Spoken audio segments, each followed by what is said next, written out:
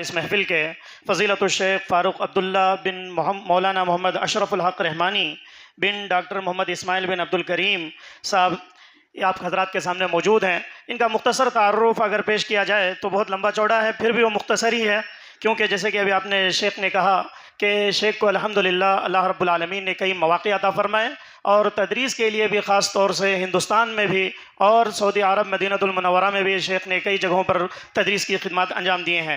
شیخ کا قلمی نام جو ہے فاروق عبداللہ نارائن پوری ہے، اور شیخ جو ہے نارائن پور آگلوئی بروہا صاحب گنج جھارکھنڈ کے رہنے والے ہیں، اور کئی شیخ نے کئی مدارس میں تعلیم حاصل کی ہے۔ مہد ابی بکر صدیق گمانی صاحب گنج جھارکھنڈ میں 4 سال الحمدللہ، پھر اس کے بعد دارالحدیث رحمانیہ دارالحدیث مونات بنجن یوپی میں 2 سال، پھر اس کے بعد جامعہ سلفیہ عبداللہ پور صاحب گنج جھارکھنڈ میں 1 سال، پھر اسلامیہ فیض عام مئو کے اندر الحمدللہ 5 سال تعلیم حاصل کی۔ 2007 میں شیخ نے فراغت حاصل کی ہے۔ اس کے بعد 1 سال کے لیے کلیت الحدیث جامعہ اسلامیہ دریاباد یوپی کا رخ کیا، پھر اس کے بعد جامعہ اسلامیہ مدینہ المنورہ سعودی عرب میں 2008 سے لے کر 2023 تک حدیث نبوی میں BA MA اور PhD الحمدللہ حاصل کی ہے۔ اللہ تعالیٰ سے دعا کریں کہ اللہ رب العالمین شیخ کے علم میں برکت عطا فرمائے۔ اور جیسے کہ میں نے کہا جامعۃ الامام البخاری کشن گنج میں شیخ نے 1.5 مہینہ وہاں پر تدریس کی، پھر اس کے بعد 5.5 سال تک جامعہ اسلامیہ مدینہ منورہ میں وحدت تعلیم اللغت العربیہ لغیر الناطقین ابیہا میں شیخ نے جو ہے خدمات انجام دی ہیں، اور شیخ نے کلیت الدعوہ وصول الدین مدینہ اسلامیہ میں 1 سیمسٹر پڑھایا ہے، اور کلیت الحدیث الشریف والدراسات الاسلامیہ کے اندر الحمدللہ 2-3 سال تک وہاں پر بھی تدریسی خدمات انجام دیے ہیں، اور خاص طور سے ابھی فی الحال جامعہ اسلامیہ نور باغ ممرہ ممبئی کے اندر 2023 میں ابھی الحمدللہ خدمات انجام دے رہے ہیں۔ اور اسی طریقے سے شیخ جو ہے قلمی نام جیسے میں نے کہا کہ شیخ کا قلم بہت مضبوط ہے، بہت زبردست لکھتے بھی ہیں، اور الحمدللہ اس دور کے نوجوان علماء میں جیسے کہا فتنوں کو دبانے کے لیے فتنوں پر تقاریر اور خطاب شیخ کی زبان میں اللہ نے سلاست دی ہے، اور قلم میں بھی اللہ رب العالمین نے بہت زوردار قلم عطا فرمایا ہے۔ تو شیخ نے عربی کے اندر الحمدللہ 10 کتابیں تصنیف کی ہیں، اور خاص طور سے سعودی عربیہ کے اندر ایک مقالہ شیخ کا بہت مشہور ہوا، پہلی پوزیشن حاصل کی، جو شاہ عبداللہ رحمہ اللہ کے زیر نگرانی پورے سعودی جامعات کے طلباء کے مابین ایک مقالہ نگاری کے مسابقے میں پیش کیا گیا تھا، اور پہلی پوزیشن حاصل کی تھی، اور اس میں الحمدللہ شیخ کو گولڈ میڈل بھی حاصل دیا گیا، اور 50,000 سعودی ریال بھی الحمدللہ عطا کیے گئے ہیں۔ اور اسی طریقے سے شیخ کی کئی کتابیں ہیں، اور اردو کے اندر بھی شیخ نے 8 کتابیں الحمدللہ لکھی ہیں، تحفۃ الخطیب کے نام پر، منہج سلف کا دفاع، اور سجدہ شکر کے احکام و مسائل، اور کتب حدیث میں ضعیف احادیث کیوں آتی ہیں اس موضوع پر بھی الحمدللہ شیخ نے لکھی ہیں۔ شیخ کا اور بھی بہت ساری کتابیں ہیں، تو میں شیخ کو دعوت اسٹیج دیتا ہوں کہ وہ آئیں اور آ کر آپ تمام سامعین کے سامنے اپنا خطاب پیش کریں۔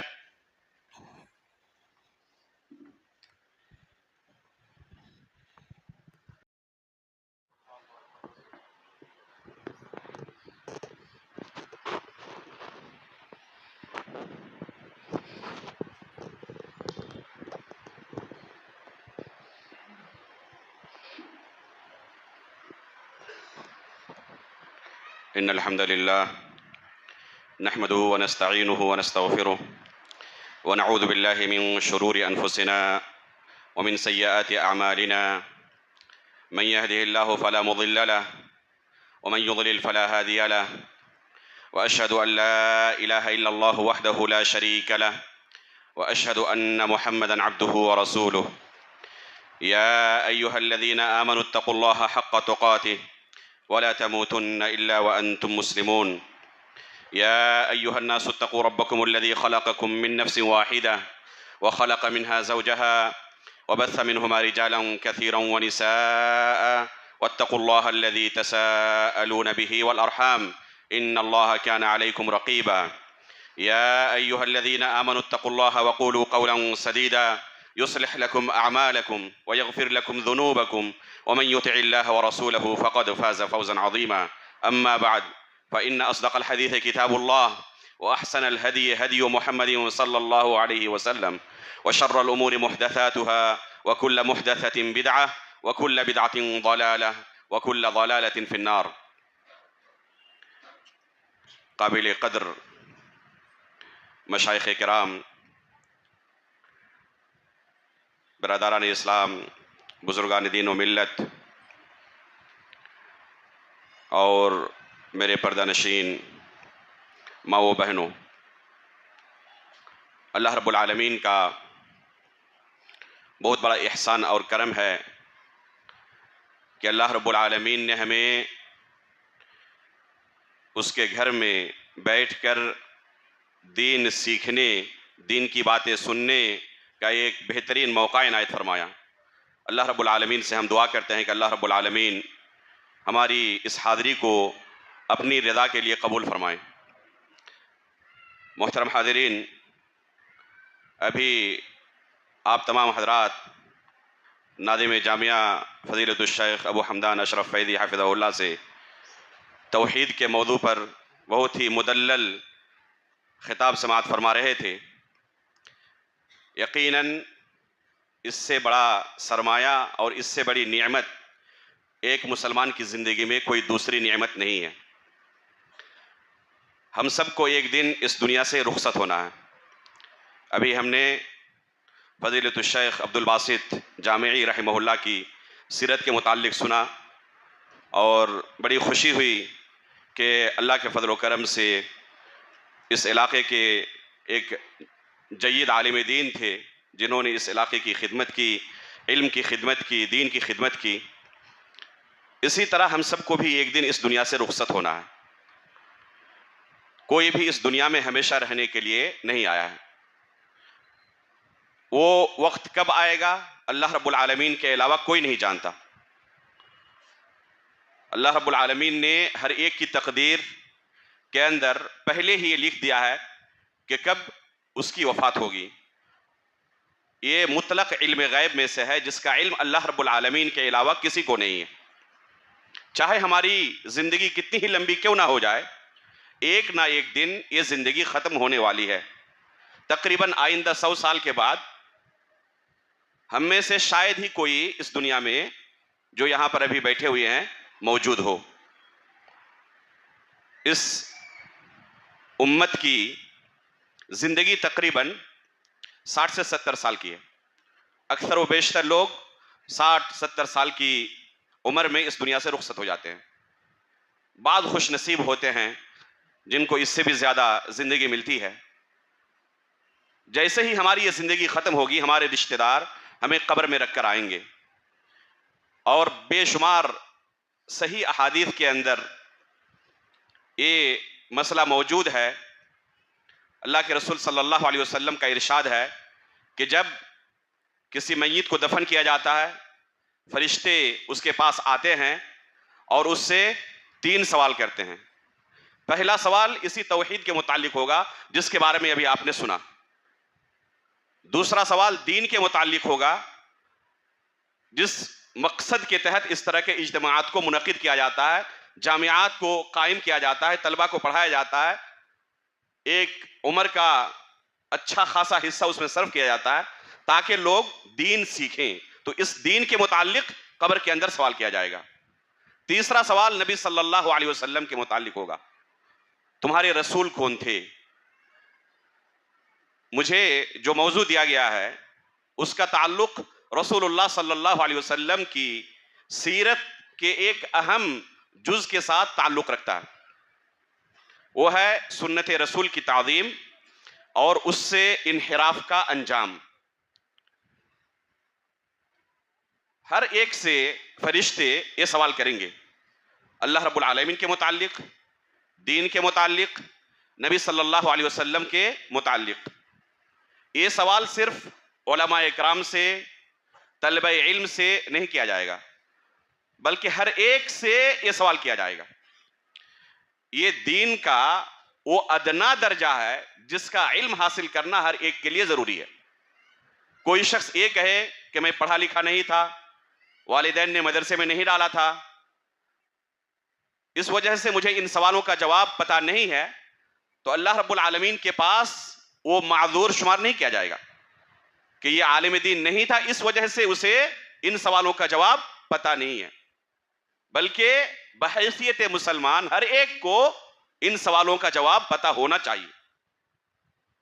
رسول اللہ صلی اللہ علیہ وسلم کے متعلق، اللہ رب العالمین کے متعلق، دین کے متعلق جو بنیادی چیزیں ہیں، ان مسائل کا علم ہر شخص کو ہونا چاہیے۔ چاہے وہ پڑھا لکھا ہو چاہے پڑھا لکھا نہ ہو. اللہ کے رسول صلی اللہ علیہ وسلم کے بہت سارے ہم پر حقوق ہیں. اگر ایک شخص اس دنیا میں 60 سال 70 سال کی زندگی گزار کر جاتا ہے اور اسے رسول اللہ صلی اللہ علیہ وسلم کے جو حقوق ہیں ان بنیادی حقوق کا علم نہیں, کبھی کوشش نہیں کی, اگر اسے بلایا گیا, دعوت دی گئی کہ آج چلیں اجتماع ہے, اس طرح کے مسائل بیان کیے جائیں گے, اس کے پاس فرصت نہیں, دنیاوی کاموں میں مشغول ہے, اعراض کر رہا ہے, تو قبر کے اندر جب اس سے سوال کیا جائے گا تو جواب دینا آسان نہیں ہوگا. ضرورت ہے کہ ان مسائل کو ہم دنیا کے اندر رہتے ہوئے بار بار سنیں, سیکھیں اور ان پر عمل کرنے کی کوشش کریں. رسول اللہ صلی اللہ علیہ وسلم کے بہت سارے حقوق ہیں ہم پر. ان میں سے ایک عظیم حق ہے اللہ کے رسول صلی اللہ علیہ وسلم کی تعظیم کرنا. اللہ رب العالمین نے قرآن کریم کے اندر اس حق کو بیان کرتے ہوئے فرمایا لِتُؤْمِنُوا بِاللَّهِ وَرَسُولِهِ وَتُعَزِّرُوهُ وَتُوَقِّرُوهُ, کہ تم اللہ اور اس کے رسول پر ایمان لاؤ, ساتھ ہی اللہ کے رسول صلی اللہ علیہ وسلم کی تعظیم اور توقیر کرو, اس کی مدد کرو.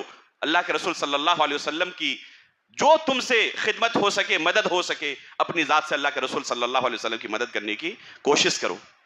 یہ اللہ کے رسول صلی اللہ علیہ وسلم کا ہر مسلمان پر بنیادی حق ہے کہ اللہ کے رسول صلی اللہ علیہ وسلم کی تعظیم کرے.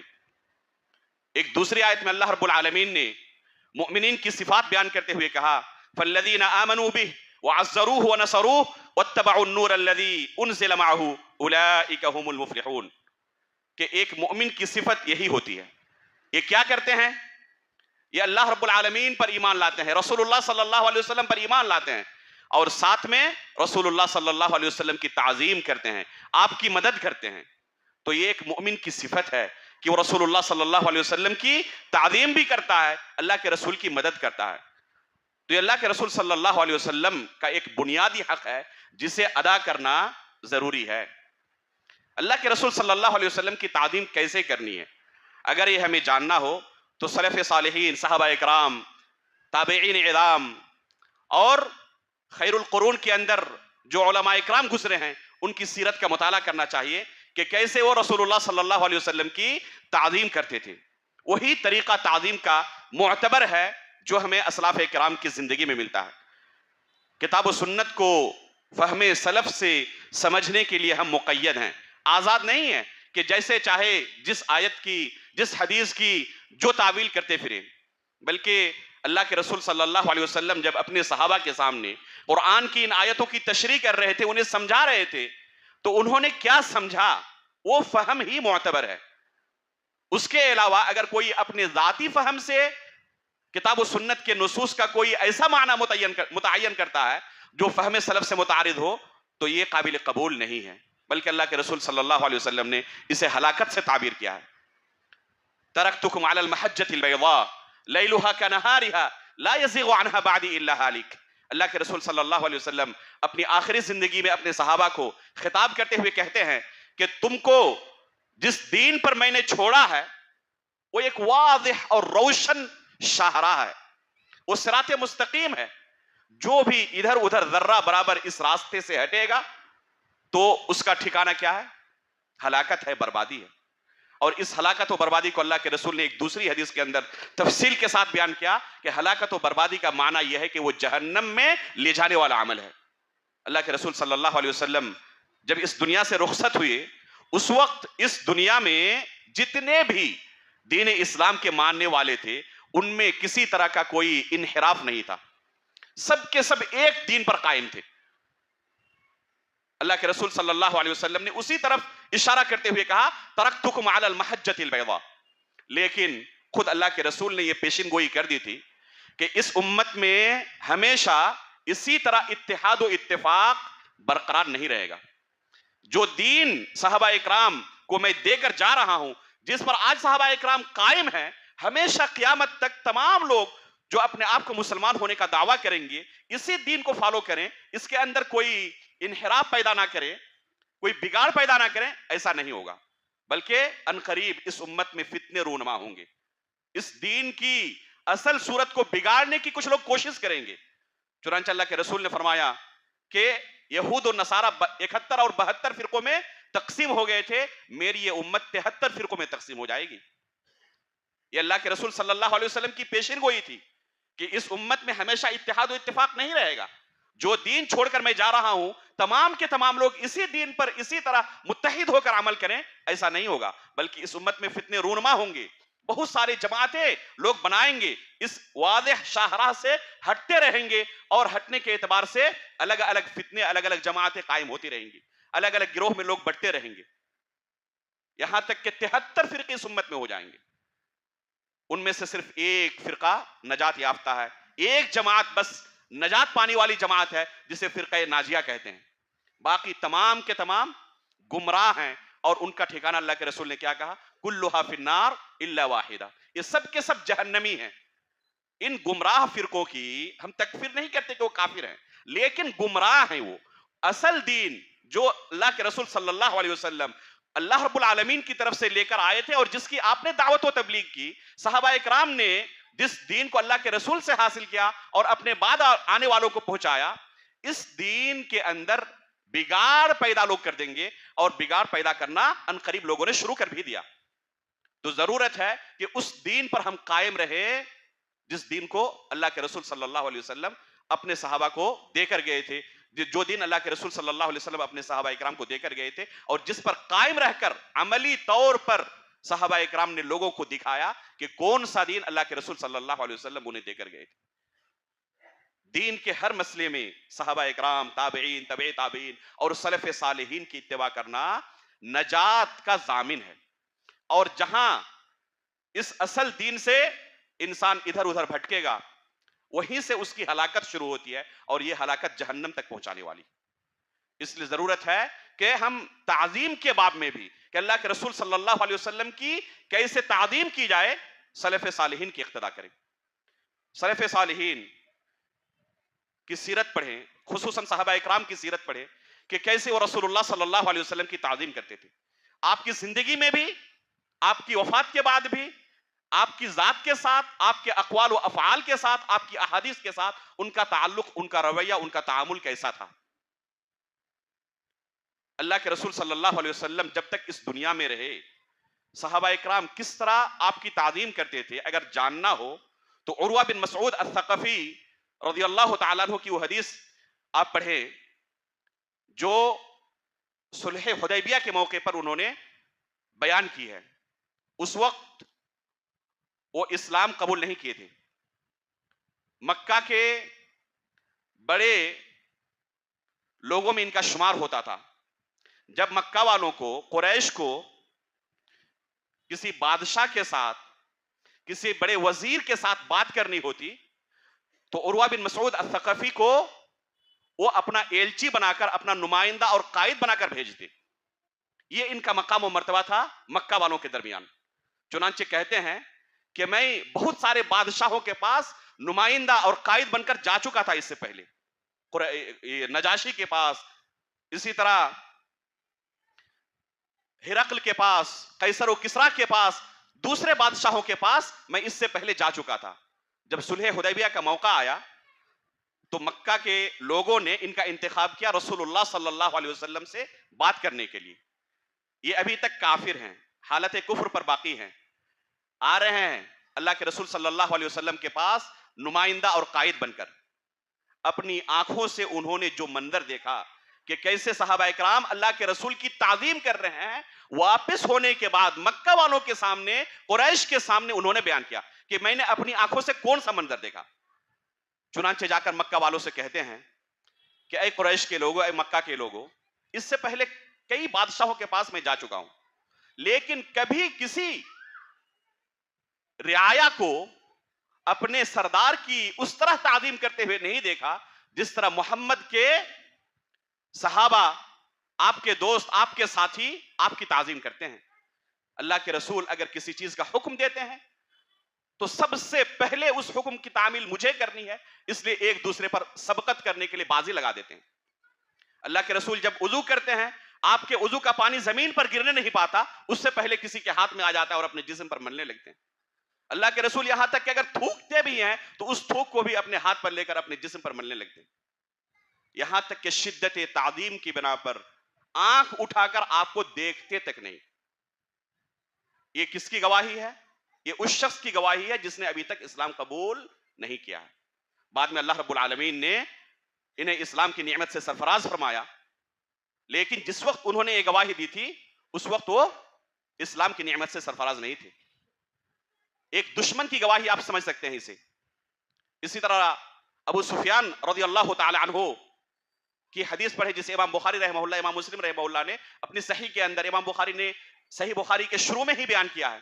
ہرقل کے سامنے جب بار بار سوال کیا جاتا اور ان کے دل میں آتا کہ کاش کوئی موقع نکلتا اللہ کے رسول صلی اللہ علیہ وسلم کی سیرت کو مسخ کرنے کا، لیکن پیچھے لوگ بیٹھے ہوئے تھے، فوراً تکذیب کر دیتے. اس ڈر سے کہ لوگوں کے درمیان کذاب مشہور ہو جاؤں گا، انہوں نے کوئی غلط بیانی نہیں کی.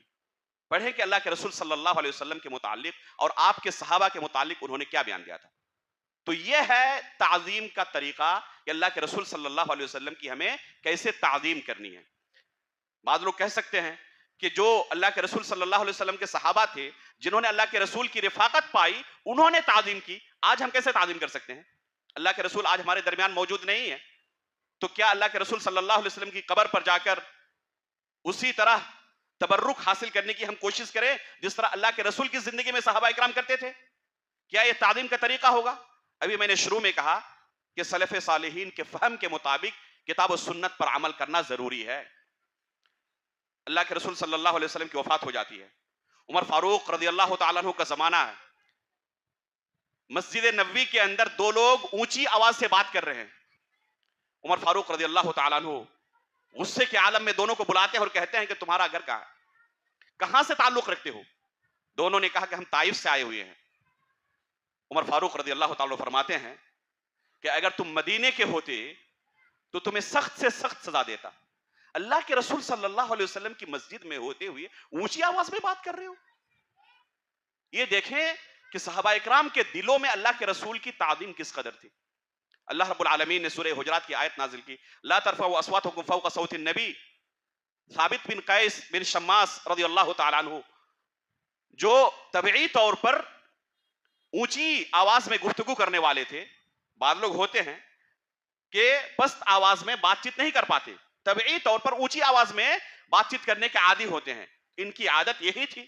جب یہ آیت نازل ہوئی تو اس قدر انہوں نے اپنی آواز پست کر لی کہ لوگوں کو ان کی بات سمجھنے کے لیے کئی بار پوچھنا پڑتا تھا، خصوصاً جب اللہ کے رسول صلی اللہ علیہ وسلم کی مجلس میں ہوتے. تو یہ ہے سنت رسول کی تعظیم، اللہ کے رسول صلی اللہ علیہ وسلم کی تعظیم. عمر فاروق رضی اللہ تعالیٰ عنہ کا یہ قصہ ہمیں بتاتا ہے کہ صرف اللہ کے رسول کی زندگی میں ہی نہیں بلکہ آپ کے وفات کے بعد بھی آپ صلی اللہ علیہ وسلم کا احترام اور آپ کی تعظیم ضروری ہے. آپ کی شخصیت کی بھی اور آپ کے اقوال و افعال کی، یعنی سنت رسول کی. امام مالک رحمہ اللہ اسی مسجد نبوی کے اندر درس دیتے تھے. اپنی پوری زندگی انہوں نے مدینے کے اندر گزاری. طلب علم کے لیے بھی انہیں مدینے سے باہر نہیں جانا پڑا. ان کے زمانے میں اکثر کبار علماء جو تھے وہ مدینے کے اندر موجود تھے، اس وجہ سے انہیں طلب علم کے لیے بھی باہر سفر نہیں کرنا پڑا.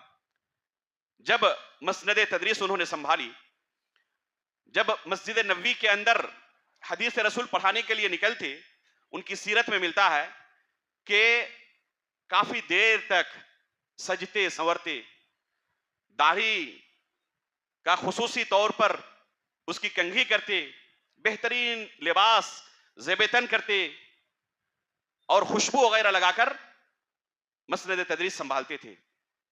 بعض لوگوں نے کہا بھی کہ آپ کے پاس بڑے بڑے وزراء آتے ہیں، امراء آتے ہیں، بڑے بڑے سردار آتے ہیں، ان کے ساتھ ملاقات کے لیے اس طرح آپ اہتمام نہیں کرتے، لیکن یہ فقیر طلبہ یہاں مسجد میں بیٹھے ہوئے پڑھنے کے لیے، ان کے لیے اس طرح اہتمام کرنا یہ ہمیں سمجھ میں نہیں آتا. تو کیا کہتے؟ وقر حدیث رسول اللہ صلی اللہ علیہ وسلم. میں حدیث رسول کی تعظیم کے لیے کر رہا ہوں یہ کہ ابھی میں حدیث رسول پڑھانے والا ہوں. بے شمار تابعین کے بارے میں آتا ہے کہ جب وہ حدیث رسول پڑھاتے زار و قطار رونے لگتے. امام مالک رحمہ اللہ کی ہی سیرت میں آتا ہے کہ جب حدیث رسول مسجد نبوی میں پڑھاتے زار و قطار روتے. یہاں تک کہ بعض لوگوں نے کہا بھی کہ اس طرح آپ کے رونے کی وجہ سے لوگوں پر رقت طاری ہو جاتی ہے اور لوگوں کو پریشانی ہوتی ہے. تو انہوں نے کہا کہ تم نے محمد بن المنکدر کو دیکھا نہیں، اگر ان کو دیکھے ہوتے تو میرے اوپر اعتراض نہیں کرتے.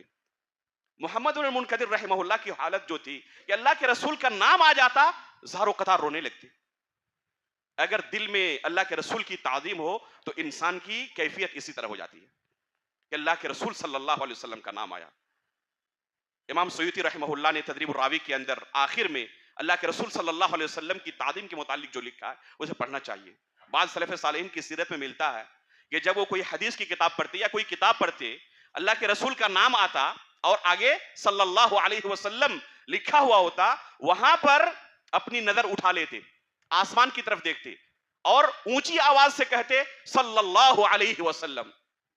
یعنی یہ درود بھیجنا میری طرف سے ہے, اس لیے میں نے صلی اللہ علیہ وسلم نہیں کہا ہے کہ کتاب میں لکھا ہوا اس لیے میں نے پڑھا. بس وہاں سے اپنی نظر اٹھا لیتے اور دل میں یہ احساس پیدا کرتے کہ میں اپنی طرف سے اللہ کے رسول پر درود بھیج رہا ہوں, اور اونچی آواز سے کہتے صلی اللہ علیہ وسلم. تو یہ ہے اللہ کے رسول صلی اللہ علیہ وسلم کی تعظیم. امام ابن ابی ذئب کا واقعہ ہے, اسی طرح امام شافعی کا واقعہ ہے. انہوں نے کوئی حدیث رسول پیش کی, لوگوں نے کہا کہ اس پر آپ عمل بھی کریں گے. بسا اوقات لوگوں کو لگتا ہے اس حدیث پر عمل کرنا بڑا مشکل ہے. لوگ کہنے کے لیے کہہ دیتے ہیں لوگوں کو, لیکن جب عمل کی باری آتی ہے تو اس وقت پیچھے رہ جاتے ہیں. امام شافعی رحمہ اللہ ایک بار بگڑ گئے سامنے والے پر کہ تم یہ پوچھ رہے ہو کہ میں اس پر عمل بھی کروں گا, کیا یہ ممکن بھی ہے کہ حدیث رسول ہمارے سامنے آ جائے اور ہم اس پر عمل نہ کریں؟ بلکہ امام شافعی رحمہ اللہ تعالی کا ہی مشہور قول ہے کہ جس کے لیے سنت رسول واضح ہو جائے اس کے بعد بھی اس پر عمل نہ کرے تو اس کے لیے حلال نہیں ہے, اس کے لیے جائز نہیں ہے کہ سنت رسول کو ترک کر دے. تمام ائمہ اکرام کے اقوال آپ کو مل جائیں گے کہ وہ اپنے شاگردوں کو, اپنے ماننے والوں کو نصیحت کرتے تھے کہ اگر کبھی میرے کسی فتوے کے خلاف اللہ کے رسول کی کوئی حدیث آ جائے تو میرے قول کو دیوار پر مار دینا, حدیث رسول کو مقدم رکھنا. لیکن حقیقت میں اگر ہم اپنے معاشرے پر نظر دوڑائیں تو اس پر کتنی فیصد لوگ عمل کرتے ہیں؟ ابھی انشاءاللہ آپ کے سامنے آگے بیان کروں گا کہ لوگوں کی سنت رسول کی تعظیم کے متعلق آج کیا حالت ہے. آج معاشرے میں ایک تو ہم نے پڑھا سلف صالحین کے بارے میں سنا ابھی کہ سلف صالحین اللہ کے رسول صلی اللہ علیہ وسلم کی شخصیت, اسی طرح آپ کی احادیث کے ساتھ کس قدر تعظیم کے ساتھ پیش آتے. اور آج کے معاشرے میں ہمیں کون سی صورت دکھائی دیتی ہے, کون سی تصویر دکھائی دیتی ہے؟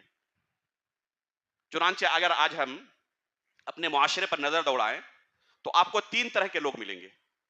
ہمارے معاشرے میں 3 طرح کے لوگ نظر آتے ہیں سنت رسول کی تعظیم کے متعلق. اگر ہم غور سے دیکھیں, کچھ لوگ آپ کو تعظیم کے نام پر غلو اور مبالغہ کرتے ہوئے نظر آئیں گے. انتہائی مبالغہ تعظیم کے نام پر, یہاں تک کہ غلو کے درجے پر پہنچ جاتے ہیں.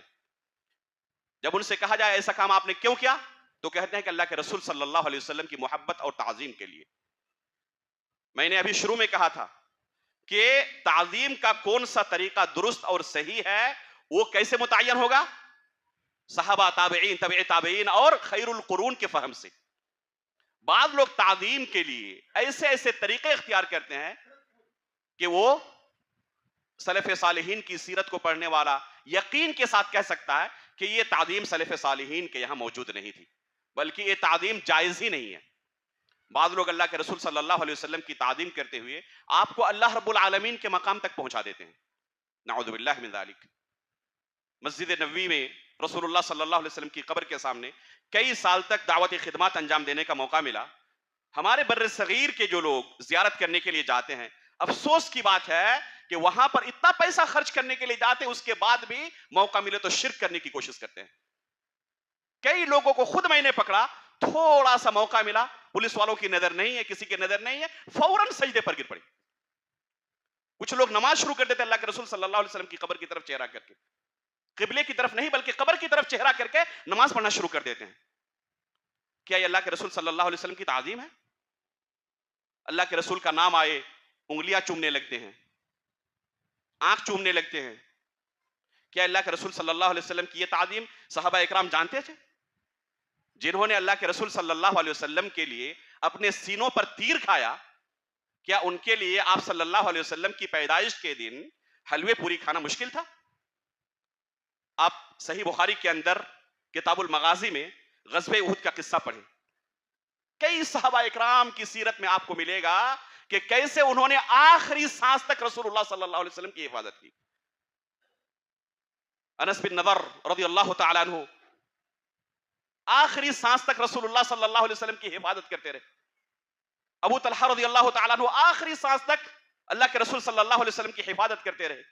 بعض صحابہ اکرام کو جنگ کے بعد جب تلاشا گیا تو ان کو پہچاننا مشکل تھا. کس وجہ سے؟ رسول اللہ صلی اللہ علیہ وسلم کی حفاظت میں اپنے جسم پر انہوں نے اتنے تیر کھائے، جب گننا شروع کیا تو 70 یا 80 سے زیادہ تیر کے نشانات ملے. اللہ کے رسول صلی اللہ علیہ وسلم اپنا چہرہ اٹھا کر دیکھتے لوگوں کی حالت کیا ہے، کہتے کہ اللہ کے رسول برائے کرم اپنا چہرہ نہ اٹھائیں، کہیں دشمنوں کی طرف سے کوئی تیر آ کر آپ کو نہ لگ جائے. نحری دون نحری کا یا رسول اللہ، اللہ کے رسول میرا سینہ آپ کے لیے ڈھال ہے، جب تک جسم میں جان رہے گی آپ تک کوئی تیر پہنچنے نہیں دوں گا. جو اپنے سینے پر تیر کھا سکتے تھے ان کے لیے آپ کی پیدائش کے دن حلوے پوری کھانا، جشن منانا کوئی مشکل معاملہ تھا؟ یہ تعظیم ہے اللہ کے رسول کی. لیکن لوگوں نے تعظیم کا یہ بھی طریقہ اختیار کیا ہوا. بعض لوگ یہاں تک کہتے ہیں کہ اللہ کے رسول میں اور اللہ رب العالمین میں کوئی فرق ہی نہیں ہے. آپ نے یہ شعر سنا ہوگا، وہی جو مستوی عرش تھا خدا ہو کر اتر پڑا ہے مدینے میں مصطفیٰ ہو کر، نعوذ باللہ من ذالک. اللہ رب العالمین کے درمیان، رسول اللہ صلی اللہ علیہ وسلم کے درمیان کوئی فرق نہیں، آپ ہی رسول ہیں، آپ ہی خدا ہیں، نعوذ باللہ من ذالک. تو کیا حقیقت میں اللہ کے رسول کی تعظیم ہے؟ یہ اللہ کے رسول صلی اللہ علیہ وسلم کی تعظیم نہیں ہے. اللہ کے رسول صلی اللہ علیہ وسلم نے کئی احادیث کے اندر اسی تعظیم سے منع کیا تھا. لا تطرونی کما اطرت النصارى ابن مریم، جس طرح نصرانیوں نے عیسیٰ بن مریم رضی اللہ تعالیٰ عنہ کے ساتھ غلو کیا تھا، بڑھایا تھا، ان کو اللہ رب العالمین کے درجے تک پہنچا دیا تھا، میرے ساتھ ایسا نہ کرنا. خود اللہ کے رسول صلی اللہ علیہ وسلم نے اس بارے میں اپنی امت کو تنبیہ کی تھی. اس کے باوجود اس امت کی ایک بڑی تعداد یہاں تک کہ موقع ملے تو مسجد نبوی کے اندر بھی اسی طرح کا کام کرنے کی کوشش کرتی ہے تعظیم کے نام پر. تو حقیقت میں یہ تعظیم نہیں ہے. تعظیم کا وہی طریقہ معتبر ہے جو صحابہ اکرام کا تھا، تابعین کا تھا، تبع تابعین کا تھا.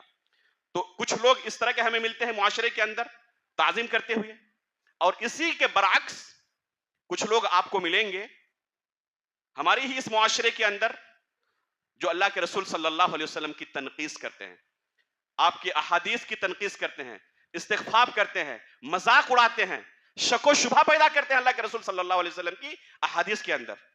بعض لوگ جب پہلی مرتبہ اس چیز کو سنتے ہیں دنگ رہ جاتے ہیں. کیا ممکن ہے کوئی شخص اپنے آپ کو مسلمان ہونے کا دعویٰ کرے اور اللہ کے رسول صلی اللہ علیہ وسلم کی تنقیص کرے، اللہ کے رسول صلی اللہ علیہ وسلم کے ساتھ اس طرح استخفاف کا معاملہ اپنائے؟ لیکن افسوس کے ساتھ کہنا پڑتا ہے کہ ایک دو نہیں، ہمارے ہی اس معاشرے کے اندر بے شمار لوگ ہمیں ایسے نظر آتے ہیں جو رسول اللہ صلی اللہ علیہ وسلم کی تنقیص کرتے ہیں. آپ صلی اللہ علیہ وسلم کی احادیث کو حجت اور شریعت تک ماننے کے لیے تیار نہیں ہیں، کہتے ہیں کہ ہمارے لیے بس قرآن کافی ہے. اللہ کے رسول صلی اللہ علیہ وسلم، ابھی شروع میں نے بیان کیا تھا کہ رسول اللہ صلی اللہ علیہ وسلم نے اپنی زندگی میں ہی یہ پیشین گوئی کر دی تھی کہ میری اس امت کے اندر فتنے رونما ہوں گے. ہمیشہ یہ امت اسی طرح اصل دین پر باقی نہیں رہے گی، اس امت کے اندر دین کے نام پر بھی بہت ساری فتنے رونما ہوں گے. بعض فتنوں کے تعلق سے رسول اللہ صلی اللہ علیہ وسلم نے صراحت کی ہے. حدیث رسول کو پڑھیں آپ، بہت سارے ایسے فتنے ملیں گے جن فتنوں کے متعلق خود رسول اللہ صلی اللہ علیہ وسلم نے نام لے کر اپنی زندگی میں صراحت کی ہے کہ یہ فتنہ میری امت میں ظاہر ہوگا، اس سے تم بچ کے رہنا. جیسے خوارج کا جو فتنہ ہے، اللہ کے رسول نے اپنی زندگی میں اس کی وضاحت کر دی تھی کہ کچھ لوگ ایسے آئیں گے جو قرآن بہت زیادہ پڑھیں گے، عبادت میں بہت زیادہ مشغول رہیں گے، لیکن یہ قرآن ان کے حلق سے نیچے نہیں اترے گا، دل تک نہیں پہنچے گا. یہاں تک کہ صحابہ اکرام کو اللہ کے رسول نے کہا کہ تم اپنی نمازوں کو، اپنی عبادت کو ان کے سامنے بہت حقیر سمجھو گے، لیکن ان کی حالت کیا ہوگی؟ یمرقون من الدین کما تمرق السهم من الرمیہ. وہ دین سے ایسے ہی نکل جائیں گے جیسے تیر کمان سے نکل جاتا ہے. دین نام کی کوئی چیز ان کے ہاں نہیں ہوگی. آپ اندازہ لگائیں کہ دین کے نام پر انہوں نے صحابہ اکرام کا قتل کیا. खुलफाए राशिदीन को कत्ल कर रहे थे और ये सोच रहे थे कि हम अल्लाह रब्बुल आलमीन का तकर्रुब हासिल कर रहे हैं। ये किस कदर फितना उम्मत में जाहिर हो चुका है। इसी तरह का एक फितना जिसकी खुद सराहत रसूलुल्लाह सल्लल्लाहु अलैहि वसल्लम ने अपनी जिंदगी में कर दी थी, वो है इनकार सुन्नत का फितना। खुद अल्लाह के रसूल ने अपनी जिंदगी में ही इस फितने के बारे में बता दिया था कि इस उम्मत में कुछ लोग ऐसे होंगे जो सिर्फ कुरान को दलील बनाएंगे और हदीस रसूल को हुज्जत और शरीयत के तौर पर कबूल करना उन्हें गवारा नहीं होगा। ये कुरान की ताजीम के नाम पर हदीस रसूल का इनकार करेंगे, हदीस रसूल को दलील मानने के लिए राजी नहीं होंगे। चुनांचे सहाबा इकराम की जिंदगी में ही यह फितना जाहिर हो चुका था। इमरान इब्न हुसैन रज़ियल्लाहु ताला अन्हु के सामने और बाद दूसरे सहाबा इकराम के सामने यह मुतालबा रखा गया लोगों की तरफ से कि आप हमें सिर्फ कुरान पढ़कर सुनाएं, हदीस ना सुनाएं। चुनांचे उन्होंने कहा था कि अल्लाह के रसूल सल्लल्लाहु अलैहि वसल्लम ने पहले ही हमें इस फितने के बारे में बताया था कि इस तरह के कुछ लोग जाहिर होंगे जो सिर्फ कुरान सुनने का मुतालबा करेंगे, हदीस रसूल से भागेंगे। चुनांचे जैसे जैसे जमाना गुजरता गया, इस उम्मत के अंदर फितने रूनुमा होते रहे और जितने गुमराह फिरके इस उम्मत में पैदा हुए, उन तमाम गुमराह फिरकों में एक गुमराही मुश्तरक तौर पर पाई जाती है। उन तमाम गुमराह फिरकों में एक गुमराही मुश्तरक तौर पर पाई जाती है। वो क्या है? वो है इनकार सुन्नत का फितना। कोई भी गुमराह फिरका आपको ऐसा नहीं मिलेगा जिस गुमराह फिरके के अंदर ये बीमारी मौजूद ना हो।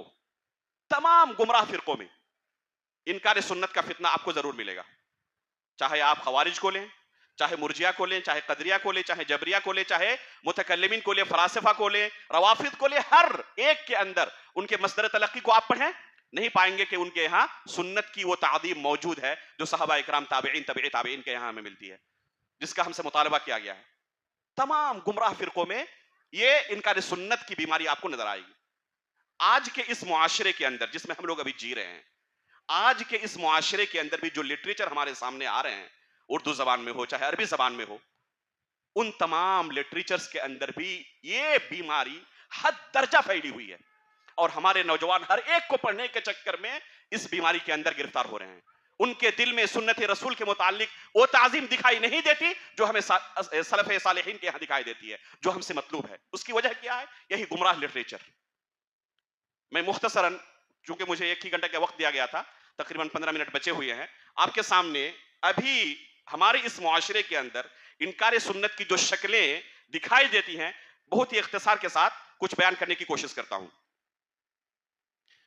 इनकार सुन्नत की एक शक्ल जो हमारे इस मुआशरे के अंदर दिखाई देती है, वो है सुन्नत और हदीस के दरमियान तफरीक करना। कुछ लोग कहते हैं कि सुन्नत ये काबिल हुज्जत है, काबिल इत्तिबा है, हदीस काबिल इत्तिबा नहीं है। तो सुन्नत और हदीस में फर्क क्या है? कहते हैं सुन्नत उसे कहते हैं जिस पर रसूलुल्लाह सल्लल्लाहु अलैहि वसल्लम ने मुदावत बरती हो, बार बार अमल किया हो, तो इसे सुन्नत कहेंगे। और ये सुन्नत अल्लाह के रसूल सल्लल्लाहु अलैहि वसल्लम के जमाने में चूंकि बार बार अमल हुआ, तो सहाबा इकराम ने अल्लाह के रसूल से तवातुर के साथ नकल किया, फिर उनसे आने वाली नस्ल ने, अगली पीढ़ी ने तवातुर के साथ नकल किया। इस तरह तवातुर के साथ हम तक ये सुन्नत पहुंची है।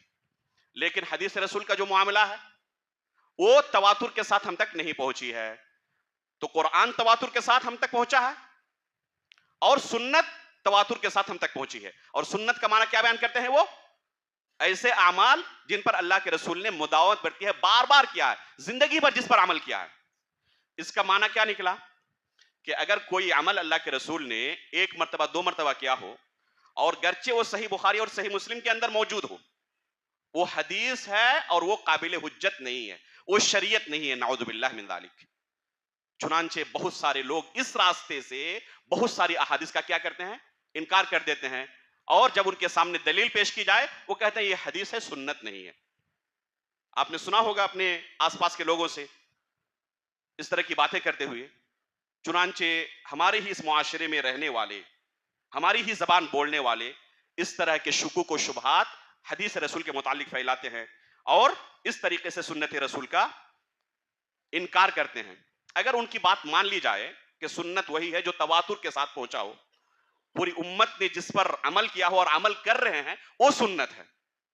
एक नमाज की मिसाल ले लें کہ ہمارے اس معاشرے کے اندر نماز پڑھنے کا جو طریقہ ہے جو تواتر کے ساتھ ملا ہے، آپ افریقی ممالک میں چلے جائیں تو آپ کو بہت سارے مسائل میں فرق نظر آئے گا.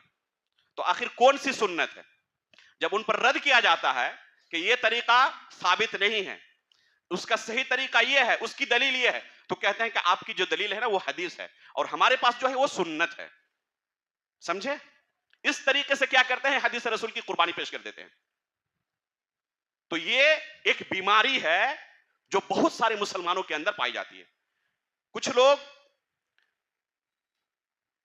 قرآن کریم کے بعد حدیث رسول کا درجہ دیتے ہیں، کہتے ہیں شرعی حجت کے اعتبار سے قرآن کریم کو اولیت حاصل ہے.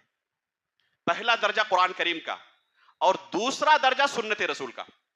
بظاہر سننے میں اچھا ہی لگتا ہے، لیکن حقیقت میں یہ سنت رسول کے استخفاف کا ایک طریقہ ہے کہ سنت رسول کو قرآن کے بعد دوسرا درجہ دیا جائے. یہ مسئلہ غور سے سنیں. حجت اور شریعت ہونے کے اعتبار سے سنت رسول کو یعنی احادیث رسول کو وہی مقام و مرتبہ حاصل ہے جو قرآن کریم کو حاصل ہے. کسی مسئلے کی دلیل بیان کرتے وقت ایک عالم دین نے ایک آیت سے اس کی دلیل بیان کی، دوسرے مسئلے کی دلیل کسی حدیث سے بیان کی، دونوں سیم ہے، برابر ہے. حجت ہونے میں، شریعت ہونے میں اللہ کے رسول کی احادیث کو وہی مقام حاصل ہے جو قرآن کریم کو حاصل ہے. لیکن شرف کے اعتبار سے، مقام و منزلت کے اعتبار سے وہ اللہ رب العالمین کا کلام ہے، اس کی تلاوت عبادت ہے. قرآن کریم کو یہ مقام حاصل ہے لیکن حدیث رسول کو یہ مقام حاصل نہیں. وہ مخلوق کا کلام ہے، اللہ رب العالمین کا کلام نہیں، لیکن وحی ہے. وہ وما ينطق عن الهوى ان هو الا وحی یوحى. تو شرف اور مقام و منزلت کے اعتبار سے قرآن کو اولیت حاصل ہے، لیکن دلیل ہونے کے اعتبار سے، حجت اور شریعت ہونے کے اعتبار سے حدیث رسول کو وہی مقام حاصل ہے جو قرآن کریم کو حاصل ہے. خطیب بغدادی رحمہ اللہ کی الکفایہ فی اصول علم الروایہ، جو کہ مصطلح الحدیث کی نہایت ہی عظیم کتاب ہے، اس کتاب کے شروع میں انہوں نے ایک باب قائم کیا ہے. باب کا نام ہے باب ما جاء فی التسویۃ بین حکم کتاب اللہ تعالی و حکم سنت رسول اللہ صلی اللہ علیہ وسلم فی وجوب العمل و لزوم التکلیف. دیکھیں باب قائم کیا کر رہے ہیں، اس بارے میں بیان کرنا کہ کسی عمل کے واجب ہونے میں قرآن کریم اور احادیث رسول کو برابری کا درجہ حاصل ہے. بہت سارے لوگوں نے اس راستے سے سنت رسول کے استخفاف کی کوشش کی. مولانا امین احسن اصلاحی، حمید الدین فراہی، ان لوگوں کی کتاب پڑھیں، پوری عمارت ہی اسی پر قائم ہے. چنانچہ وہ سنت رسول کو وہ مقام نہیں دینا چاہتے جو قرآن کریم کا ہے. کہتے ہیں کہ وہ قرآن سے ثابت ہے اور یہ سنت رسول سے، اس لیے ہمارے لیے معتبر وہی ہے جو قرآن کریم کے اندر ہے. اس کو اولیت کم از کم حاصل ہوگی، اس کا درجہ دوسرا ہوگا. تو یہ بھی استخفاف کا ایک طریقہ ہے. بعض لوگ حدیث رسول کے انکار کا طریقہ یہ اختیار کیے ہوئے ہیں کہ حدیث رسول بس ایک تاریخی دستاویز ہے، ایک تاریخی دستاویز ہے، بس اس سے زیادہ اس کی حیثیت نہیں. تاریخی دستاویز مطلب جیسے ابھی شیخ عبد الباسط ریاضی رحمہ اللہ کی سیرت پر کتاب کے بارے میں ابھی بیان کیا گیا. یہ کتاب آنے والے لوگوں کے لیے ایک تاریخی دستاویز بنے گی. بعد میں آنے والی نسل جب شیخ کے متعلق کچھ جاننا چاہیں گے تو اس کتاب کی طرف رجوع کریں گے. ایک کتاب ان کو رہنمائی کرے گی شیخ کی سیرت جاننے کے لیے، اس علاقے کے ماحول کو جاننے کے لیے. تو یہ ایک تاریخی دستاویز ہے. بعض لوگ کہتے ہیں کہ حدیث رسول جو ہے نا، یہ پورا ذخیرہ یہ صرف ایک تاریخی دستاویز ہے، بس آپ اسے حجت مانے، شریعت مانے تو یہ اس کا مقام نہیں ہے. چنانچہ علی گڑھ مسلم یونیورسٹی کے ایک پروفیسر ہیں راشد شاد صاحب، وہ زور و شور سے اسی فکر کو عام کر رہے ہیں. جاوید احمد غامدی پڑوس کے جانتے ہیں، ایسے لوگوں سے دور رہیں. نہ ہی جانے تو بہتر ہے، بالکل نہ ہی جانے تو بہتر ہے. خصوصاً حافظ صلاح الدین یوسف رحمہ اللہ کی کتابیں، 4-5 کتابیں جو انہوں نے لکھی ہیں، ان کتابوں کو، اور اردو زبان میں کتابیں، ان کتابوں کو ضرور پڑھا کریں. امین احسن اصلاحی کے افکار کے بارے میں، جاوید احمد غامدی کے افکار کے بارے میں، مولانا مودودی کے افکار کے بارے میں، خلافت و ملوکیت کی تاریخی و شرعی حیثیت، ان کتابوں کو یہ اردو زبان میں ہے، ضرور پڑھا کریں تاکہ ان گمراہ کن افکار سے آپ بچے رہیں. تو اس طرح تاریخی دستاویز قرار دے کر وہ کیا کرتے ہیں؟ سنت رسول کا ایک طرح سے انکار کر رہے ہیں. کچھ لوگوں نے انکار سنت کا، انکار حدیث کا طریقہ یہ اختیار کیا کہ بعض حدیثوں کو قرآن کریم کے متعارض دکھا کر کہ قرآن کے ساتھ ان کا ٹکراؤ ہے، اور قرآن کو تو ہم چھوڑ نہیں سکتے، اس لیے کیا کریں گے؟ قرآن پر عمل کریں گے. ان احادیث کو ماننا ہمارے لیے ضروری نہیں ہے. کیوں؟ کیونکہ یہ حدیثیں قرآن کریم سے متعارض ہیں، قرآن کریم سے ٹکرا رہی ہیں. اللہ کے رسول صلی اللہ علیہ وسلم پر قرآن کریم نازل ہوا. آپ صلی اللہ علیہ وسلم سے بہتر قرآن کو سمجھنے والا کوئی ہو سکتا ہے؟ ممکن ہے؟ اللہ کے رسول جن پر قرآن نازل ہوا، آپ کی حدیث قرآن سے ٹکرا جائے؟ یہ حقیقت میں ہمارے فہم کا قصور ہے کہ ہم اسے تعارض سمجھ رہے ہیں اور ٹکراؤ سمجھ رہے ہیں. یہ ممکن ہی نہیں کہ کوئی حدیث محدثین کے اصول کے مطابق ثابت ہو جائے، صحیح ہو جائے، قابل قبول ہو جائے، اور قرآن سے وہ متعارض ہو، قرآن سے ٹکرا رہی ہو. یہ ممکن ہی نہیں ہے. ایک صاحب آئے جو مولانا مودودی کی کتاب بہت زیادہ پڑھتے تھے، خصوصاً جو ان کی تفسیر ہے. ایک دن کہنے لگے مجھ سے کہ صحیح بخاری کے اندر جو حدیث ہے ابراہیم علیہ الصلوۃ والسلام کے متعلق کہ انہوں نے 3 مرتبہ جھوٹ بولا تھا، تو اس حدیث کو بھی ماننا ضروری ہے. تو میں دھک سے رہ گیا. صحیح بخاری کی حدیث کے متعلق اس طرح کا شبہ، یہ جرأت! سمجھ گیا کہ یہ بیماری کہاں سے آئی ہے. کہا میں نے کہ آخر وہ کون سا جھوٹ ہے جس کا تذکرہ اس حدیث میں صحیح بخاری کی آیا ہے اور آپ کو اسے قبول کرنے پر تأمل ہو رہا ہے. تو انہوں نے کہا کہ ایک جھوٹ تو وہی ہے کہ جب قوم کے لوگوں نے آ کر کہا چلو میلہ چلتے ہیں، بیمار نہیں تھے لیکن اس کے باوجود جھوٹ کہا کہ میں بیمار ہوں. یہ صحیح بخاری کے اندر ہے. تو میں نے کہا کہ یہ تو قرآن کریم کے اندر اللہ رب العالمین نے خود بیان کیا ہے. دھک سے رہ گیا. قرآن کریم کے اندر موجود ہے. میں نے کہا کہ پڑھیں آپ. اللہ رب العالمین نے سورۃ الصافات کے اندر کیا کہا ہے؟ فَنَظَرَ نَظْرَةً فِي النُّجُومِ فَقَالَ إِنِّي سَقِيمٌ. میں نے کہا کہ اب کیا خیال ہے؟ اس آیت کا بھی انکار کر دیں گے آپ؟ ان کو اس حدیث کے اوپر شک و شبہ کس لیے تھا؟ ان کا کہنا تھا کہ اللہ رب العالمین نے قرآن کریم میں کہا ہے ابراہیم علیہ الصلوۃ والسلام کے متعلق انہ کان صدیقا نبیا. یہ قرآن کریم کے متعلق ابراہیم علیہ السلام کے تعلق سے ہمیں اللہ رب العالمین کی گواہی مل رہی ہے کہ آپ کیا تھے؟ سچے رسول تھے، سچے نبی تھے. اور صحیح بخاری کی اس روایت سے پتا چل رہا ہے کہ آپ نے 3 مرتبہ جھوٹ بھی بولا تھا. تو کہنے کہ قرآن کو مانے یا حدیث کو مانے. تو جب میں نے یہ آیت پیش کی اس بھائی کے سامنے اور کہا کہ اب کیا خیال ہے، اس آیت کا انکار کریں گے؟ یعنی کہ آیت قرآن کا کیسے انکار کر سکتے ہیں؟ میں نے کہا کہ دوسرا جھوٹ بتائیں کیا ہے. تو انہوں نے کہا کہ خود اپنے ہاتھوں سے بتوں کو جا کر توڑے تھے. جب قوم کے لوگوں نے پوچھا کہ یہ کام کس نے کیا ہے تو کیا کہا؟ جو سب سے بڑا بت ہے اسی کی یہ حرکت ہے، اسی نے اپنے چھوٹے معبودوں کو توڑا ہے، حالانکہ خود توڑے تھے. میں نے کہا کہ یہ بھی اللہ رب العالمین نے قرآن کریم کے اندر بیان کیا ہے. دھک سے رہ گیا کہ ہاں قرآن میں یہ بھی آیا ہوا. میں نے کہا کہ پڑھیں. اللہ رب العالمین نے سورۃ الانبیاء کے اندر کہا ہے قال بل فعلہ کبیرہم فاسألوہم ان کانوا ینطقون. ابراہیم علیہ الصلوۃ والسلام کا قول اللہ رب العالمین نے قرآن میں نقل کیا ہے. بل فعلہ کبیرہم فاسألوہم ان کانوا بل فعلہ کبیرہم ھذا فاسألوہم ان کانوا ینطقون، کہ اسی سے پوچھو اگر وہ بیان کر سکتے ہو، بولنے کی صلاحیت ہو. تو میں نے کہا اب کیا خیال ہے، اس آیت کا بھی انکار کر دیں گے آپ؟ کہ نہیں، قرآن کی آیت کے کیسے انکار کر سکتے ہیں؟ تو یہ آپ کے فہم کا قصور ہے کہ حدیث قرآن کے مخالف ہے. اگر یہی معیار ہے اس حدیث کے رد کرنے کا تو قرآن کی بعض آیتیں بھی آپ کو قرآن کی بعض آیتوں سے ٹکراتی ہوئی نظر آئیں گی، اور اس اصول کے تحت قرآن کی بعض آیتوں کا بھی انکار کرنا پڑے گا. اس لیے علماء کہتے ہیں کہ حدیث رسول کا منکر حقیقت میں قرآن کا بھی منکر ہوتا ہے، اور قرآن کا ہی نہیں بلکہ شریعت کا بھی منکر ہوتا ہے. صرف قرآن کا نہیں، شریعت کا بھی منکر ہوتا ہے. وہ اپنے مزاج، اپنے ذوق کے مطابق صرف شریعت کو قبول کرنا چاہتے ہیں. جو اپنے مزاج کے موافق ہے صرف وہی چیزیں ہمیں قبول ہیں. چنانچہ بعض لوگوں نے انکار سنت کا یہی طریقہ اپنایا کہ اپنے عقل کے اندر جو چیزیں آ جائیں وہی چیزیں ہم ماننے کے لیے مکلف ہیں. جو عقل سے ماورا ہو، جو عقل کے اندر نہ آ سکتی ہو، غیر معقول چیزیں ہوں، گرچہ صحیح بخاری کے اندر موجود ہو، اس کو ماننے کے لیے ہم مکلف نہیں ہیں. نعوذ باللہ من ذالک. کہتے ہیں صحیح مسلم کے اندر سلیمان علیہ الصلوۃ والسلام کے تعلق سے صحیح حدیث وارد ہے کہ انہوں نے یہ قسم کھائی کہ اللہ رب العالمین نے اگر آج رات میں اپنی بعض روایتوں میں 70 بعض میں اس سے زیادہ بیویوں کے ساتھ مجامعت کروں گا اور ہر ایک سے مجھے ایک بیٹا اللہ رب العالمین عطا کرے گا اور ان کے ساتھ میں اللہ رب العالمین کے راستے میں جہاد کروں گا. لیکن انشاءاللہ کہنا بھول گئے. کہتے ہیں بعض لوگ کہ یہ کیا ہے؟ ناممکن چیز ہے, عقل کے اندر آنے والی نہیں ہے, اس لیے اسے قبول کرنے کے لیے ہم مکلف نہیں ہیں. یہ حدیث رسول کا انکار ہی ہے. جساسہ والی حدیث کے تعلق سے مولانا مودودی کیا کہتے ہیں؟ جساسہ والی حدیث مطلب تمیم داری رضی اللہ تعالیٰ عنہ ایک دریائی سفر پر نکلے اور انہوں نے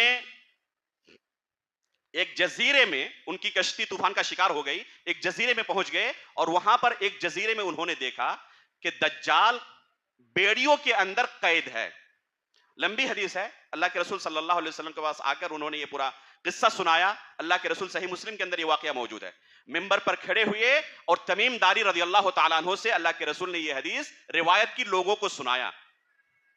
بعض لوگ کہتے ہیں, کیا مولانا مودودی صاحب نے بھی کہا اس چیز کو, کہ سائنس آج اتنی ترقی کر چکی ہے کہ پوری دنیا کا چھان مارا, ہر چیز تلاش کر لی ہے.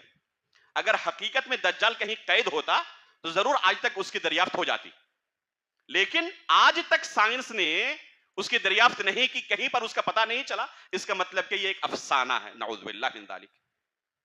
اگر حدیث رسول کی تعظیم نہ ہو تو اسی طرح کی جرأت انسان کے اندر پیدا ہو جاتی ہے. یہ حدیث رسول کو بھی کچھ لوگ افسانہ کہتے ہیں.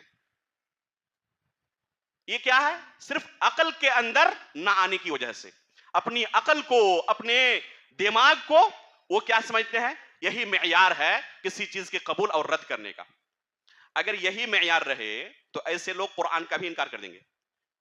قرآن کے اندر بھی بہت ساری چیزیں آپ کو اسی قبیل کی نظر آئیں گی کہ عقل کے اندر نہیں آ رہی ہیں. سبحان الذی اسری بعبدہ لیلا من المسجد الحرام الی المسجد الاقصی الذی بارکنا حولہ.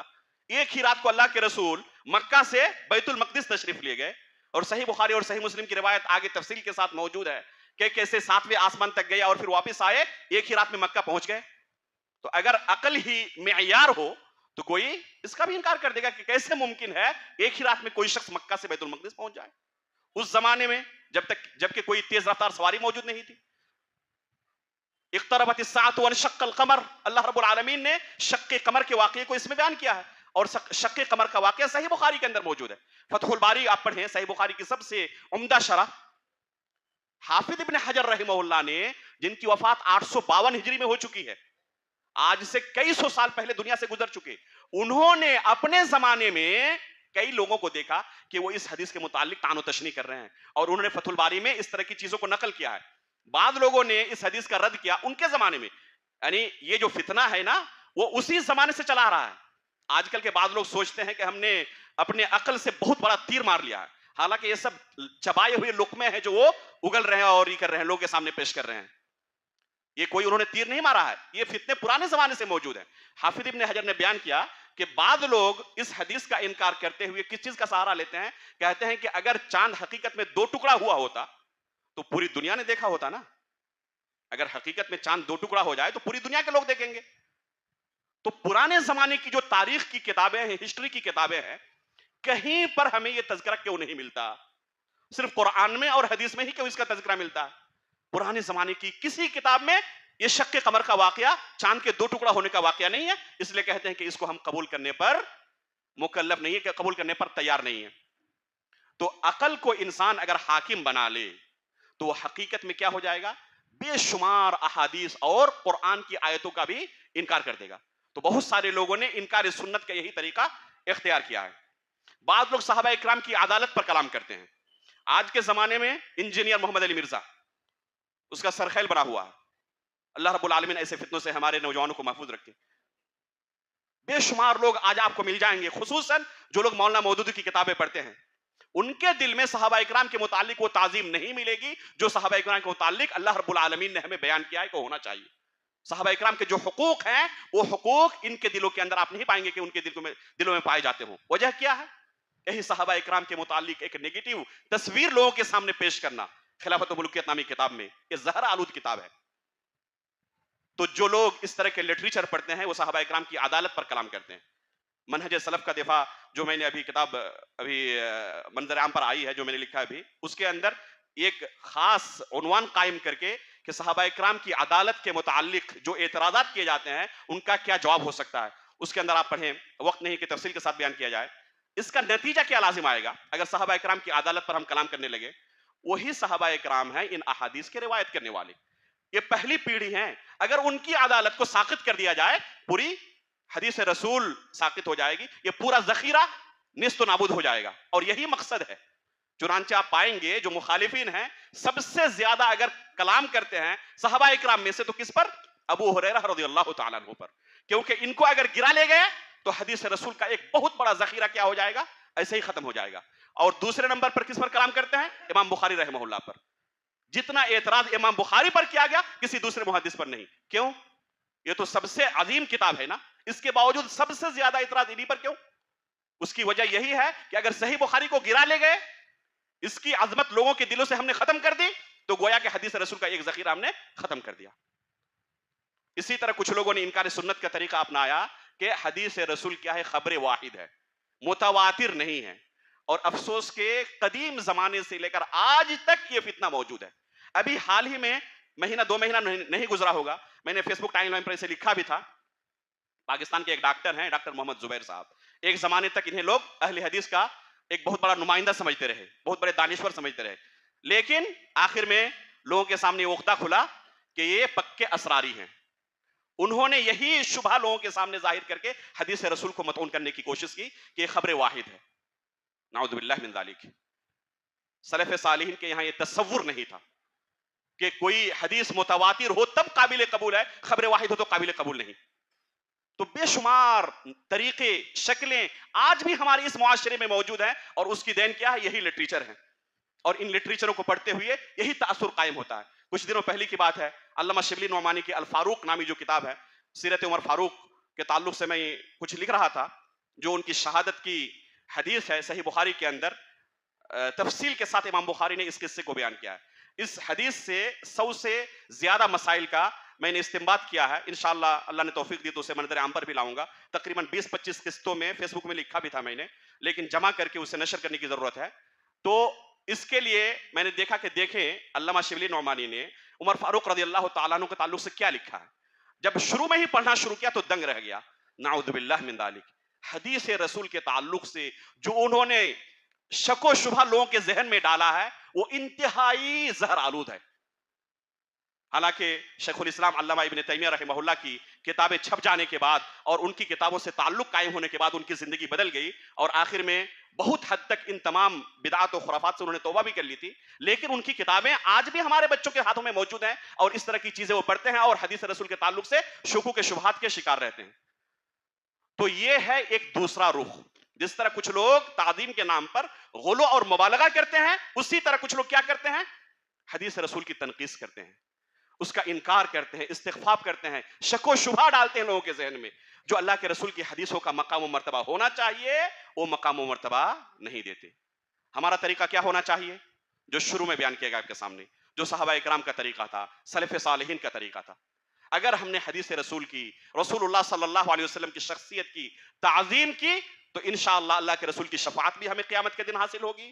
جب اللہ کے رسول کے متعلق قبر میں ہمیں سوال کیا جائے گا, انشاءاللہ ہمارے لیے جواب دینا بھی آسان ہوگا. اللہ رب العالمین سے دعا ہے کہ حقیقت میں ہمیں رسول اللہ صلی اللہ علیہ وسلم اور آپ کی سنت کی تعظیم کرنے والا بنائے. اللہ رب العالمین سلف صالحین کے عقیدے و منہج پر آخری سانس تک ہمیں باقی رکھے. اللہ رب العالمین نبیین, صدیقین, شہداء و صالحین کے ساتھ ہمارا حشر کرے. آمین. تقبل رب العالمین. وصلی اللہ علی نبینا محمد.